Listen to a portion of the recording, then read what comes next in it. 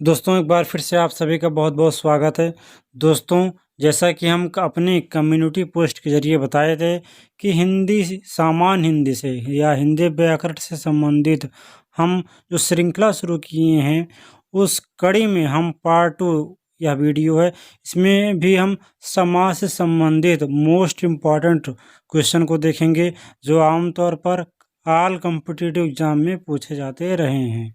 तो इस वीडियो को आपको शुरू से लेकर आखिरी तक वॉच करना है। लेकिन यदि आप पार्ट 1 वीडियो देखना चाहते हैं तो आप हमारे चैनल के प्लेलिस्ट से जाके देख सकते हैं, या मैं इस वीडियो के आई बटन पे लिंक दे रहा हूं, आप वहां से भी क्लिक करके देख सकते हैं।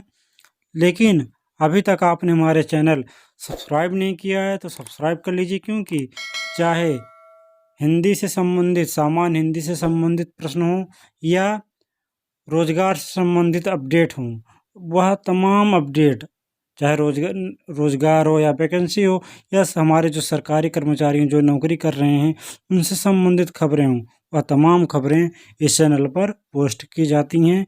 तो इस चैनल को अवश्य सब्सक्राइब कीजिए और बेल आइकन भी प्रेस कर दीजिए। उससे क्या होगा, जो भी वीडियो पोस्ट होंगी उसका नोटिफिकेशन आपके पास पहुंच जाएगा। तो चलिए हम वीडियो को स्टार्ट करते हैं। तो दोस्तों ये आपके सामने पहला प्रश्न है, निशाचर में समास बताइए। जी हाँ, निशाचर में समास बताइए। तो सबसे पहले आप इसका समास विग्रह करेंगे। निशाचर में देखिए, निशा का अर्थ होता है रात्रि, और अचर ये राक्षस को कहा गया। निशा में विचरण करने वाला, अर्थात रात्रि में विचरण करने वाला। तो रात्रि में कौन विचरण करता है? राक्षस करता है, जिसको आप किसी तीसरे पद को कहा जा रहा है। मतलब जहाँ पर कोई भी पद प्रधान हो, ना पहला पद प्रधान हो ना दूसरा पद प्रधान हो, वहाँ पर तीसरा पद प्रधान हो, तो वहाँ पर हमेशा बहुब्रीहि होता है। जी हाँ, यह निशाचर निशा में विचरण करने वाला या रात्रि में विचरण करने वाला। समाज विग्रह इसका करेंगे तो आएगा रात्रि में विचरण करने वाला, अर्थात ये राक्षस को कहा गया है। तो यह विशेष है, किसी तीसरे पद के बारे में कहा जा रहा है, तो यह बहुब्रीहि सही होगा। अगला प्रश्न देखते हैं। अगला प्रश्न है, दीनानाथ में समास है। इसमें आपके ऑप्शन है कर्मधारय, बहुब्रीहि, द्वंद्व, तत्पुरुष। तो यहाँ पर आप देखेंगे दीनानाथ का आप जब जब आप इसका समास विग्रह करेंगे तो यहाँ पर जो आएगा वो समास विग्रह निकल कर आएगा दीनों का नाथ।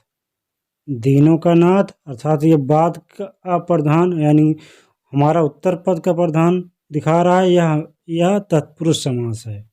इसमें आपका तत्पुरुष समास पाया जाएगा। इसके बाद हम अगला प्रश्न देखते हैं। अगला प्रश्न है देवासुर। देवासुर, तो देवासुर का आप समास विग्रह पहले करेंगे। देव और असुर यह द्वंद्व समास है। जी हाँ, इसमें आप कंफ्यूज हो सकते हैं क्योंकि इसमें बीच में योजक चिन्ह नहीं लगा हुआ, क्योंकि द्वंद्व समास की जो पहचान है वह आमतौर पर योजक चिन्ह से हो जाती है। तो इसमें देव और असुर, जब आप देव का मतलब ईश्वर, असुर का मतलब राक्षस, तो ये अलग अलग कैटेगरी हो जा रही है, देव और असुर, जिसमें दोनों पद प्रधान होते हैं। द्वंद्व समास में दोनों पद प्रधान होते हैं, तो यह द्वंद्व समास है। अगला प्रश्न देखते हैं। अगला प्रश्न है आजन्म में समास बताइए। तो सबसे पहले आप समास विग्रह कर लीजिए। इसका भी आप जब समास विग्रह करेंगे तो जन्म से लेकर आएगा। याद रखिए, किसी भी, इसकी पहचान क्या है? आजन्म अव्ययीभाव समास है। इसकी पहचान क्या है? अव्ययीभाव की हमने आपको पार्ट 1 की भी वीडियो में भी बताया है। तो पहचान यह है कि किसी शब्द में प्रति, भर, यथा, हर, अनु या आ आए तो वहाँ पर सदैव अव्ययी भाव समास पाया जाता है। तो इसका आजन्म का सही उत्तर होगा अव्ययी भाव। अगला प्रश्न देखते हैं। अगला प्रश्न है बीड़ा पाड़ी। पाड़ी का मतलब होता है हाथ। बीड़ा बजाया जाता है, बीड़ा एक यंत्र। तो बीड़ा पहाड़ी, इसका आप समाज विग्रह करेंगे तो बीड़ा है जिसके हाथ में, अर्थात बीड़ा है पहाड़ जिसके, वह आप ऐसे भी कह सकते हैं। तो इसमें किसी विशेष को कहा गया है, इसका विशेष है सरस्वती जी को कहा गया है। बीड़ा आप देख सकते होंगे चित्र में, जब आप देखेंगे तो बीड़ा लिए हुए हैं। तो बीड़ा है जिसके वह, तो इसमें जो सही उत्तर है हमारा वह है बहुब्रीहि। जी हाँ, बहुब्रीहि सही है। इसके बाद जो अगला प्रश्न है मनोज में समास बताइए। मनोज यह एग्जाम में आमतौर पर पूछा जाता है और लोग कंफ्यूज हो जाते हैं। इसको आप तत्पुरुष समास कुछ लोग लगा देते हैं, आप बेभाव लगा के चले आते हैं, जो कि सही नहीं है। मनोज का आप जब समास विग्रह करेंगे तो जब इसका आप समास विग्रह करेंगे तो ये आएगा मन से जन्म लेने वाला, अर्थात कामदेव मन से जन्म लेने वाला। तो इसका सही उत्तर आपका होगा, यह भी बहुब्रीहि होगा। देखिए इसमें जो उत्तर आमतौर पर आ रहे हैं इस प्रश्नोत्तरी में, इसमें बहुब्रीहि से संबंधित ज़्यादा हैं, क्योंकि कुछ विशेष प्रश्न हैं जो कि हम प्रीवियस ईयर्स में जो क्वेश्चन पूछे गए हैं उन्हीं में से हमने ये प्रश्न उठाए, जो आमतौर पर ज़्यादातर परीक्षाओं में प्रश्न पूछे गए हैं। तो हम उन्हीं प्रश्नों को अपने इस क्विज में शामिल किया हुआ है। अगला प्रश्न देखते हैं। अगला प्रश्न है मृत्युंजय में समास बताइए। यह भी कई एग्जामों में पूछा जा चुका है। मृत्युंजय, मृत्यु को जीतने वाला, यह शंकर जी को कहा गया है। तो इसमें भी सही उत्तर है बहुब्रीहि। जी हाँ, बहुब्रीहि सही है। इसके बाद अगला आप प्रश्न देखेंगे, 8वां प्रश्न है दिनानुदिन में समास बताइए। यह एग्जाम में आ चुका है, कई बार एग्जाम में आ चुका है। कंपटीशन के दिनों में मैं भी जब एग्जाम दिया करता था तो यह प्रश्न मैं खुद फेस किया हूँ, दिनानुदिन।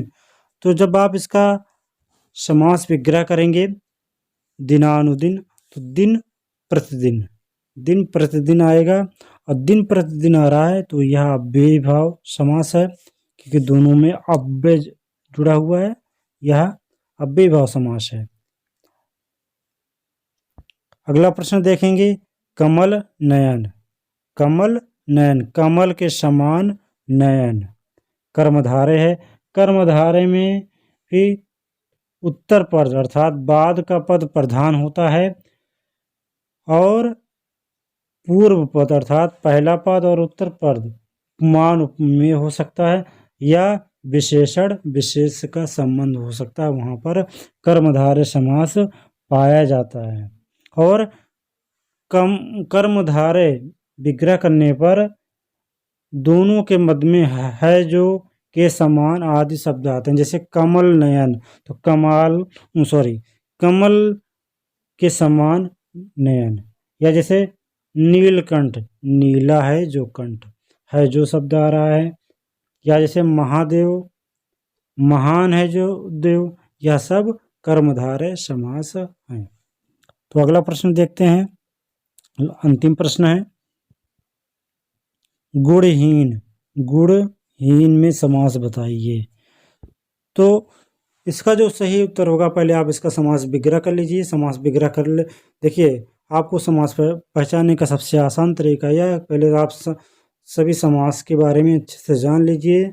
और टोटल 6 समास हैं, तो आप 6 समास को अच्छे से आप पढ़ लीजिए, रीड कर लीजिए, आप उनके नियम जान लीजिए। उसके बाद आप समास विग्रह कीजिए, तो कोई भी शब्द हो आप उनमें समास विग्रह आसानी से कर सकेंगे। तो गुणहीन का जो सही उत्तर है वह है तत्पुरुष, या कह सकते हैं अपादान तत्पुरुष, क्योंकि तत्पुरुष में 6 तत्पुरुष पाए जाते हैं। तत्पुरुष समास के जो भेद हैं 6 तत्पुरुष हैं। जैसे कर्म तत्पुरुष, करण तत्पुरुष, संप्रदान तत्पुरुष, अपादान तत्पुरुष, संबंध तत्पुरुष, अधिकरण तत्पुरुष। तो ये जो हैं तत्पुरुष के भेद हैं। कारक आप समझ सकते हैं, कारक अगर आपको याद है तो आप कारक संबंध है, ये अपादान है, गुण से ही अपादान कारक उसे ही कहते हैं जो अलग हो, अलग होने का भाव जहाँ पर आएगा वहाँ पर अपादान कारक पाया जाता है। जैसे धनहीन, धन से हीन, पाप मुक्त, पाप से मुक्त। तो यह ऐसे समास तत्पुरुष समास रहेंगे। तो दोस्तों यह वीडियो आपको कैसे लगी आप हमें अवश्य बताइए। साथ ही हम इस प्रश्नोत्तरी को आगे भी कंटिन्यू रखेंगे। अगले क्विज में हम और भी टॉपिक से प्रश्न लाने वाले हैं। तो आप जो है हमारे चैनल से जुड़ जाइए। अगर अभी तक आपने सब्सक्राइब नहीं किया तो सब्सक्राइब कर लीजिए। साथ ही इस वीडियो को अपने दोस्तों में शेयर कीजिए, क्योंकि ये जो प्रश्न आप देख रहे हैं ये प्रश्न पिछली परीक्षाओं में पूछे जा चुके हैं। इससे क्या होगा, जब आप इस वीडियो को देखेंगे और आप ये डिस्कशन सुनेंगे जो मैं आपको बता रहा हूँ, तो इससे आपके मन में, आपके जहन में ये क्वेश्चन बैठ जाएंगे और जब भी एग्ज़ाम में आएंगे तो आपके दिमाग में, आपके मन में यह क्वेश्चन जो मैंने बताया है खुद ब खुद उभर कर आने लगेंगे। आप कभी भी इन प्रश्नों के उत्तर को भूलेंगे नहीं। तो आप हमारे चैनल को सब्सक्राइब अवश्य कीजिए, क्योंकि आगे भी हम क्विज लाने वाले हैं। और कोई भी मन में डाउट हो तो वह भी आप हमसे शेयर कीजिए, क्योंकि इस वीडियो में आप डेली न्यूज आप कम्युनिटी पोस्ट देखते हैं। तो अगर आप नहीं देखते तो आप हमारी कम्युनिटी पोस्ट देख सकते हैं। साथ ही टाइपिंग रिलेटेड इश्यूज भी हैं जो हमने पोस्ट किए। आप अपनी टाइपिंग स्पीड कैसे बढ़ा सकते हैं, जो सरकारी कर्मचारी भाई हैं उनसे संबंधित भी हम न्यूज पोस्ट करते हैं। तो अभी तक आपने हमारा चैनल सब्सक्राइब नहीं किया तो सब्सक्राइब अवश्य कीजिए। चलिए मिलते हैं किसी नेक्स्ट वीडियो में। अपना ख्याल रखिएगा। बाय।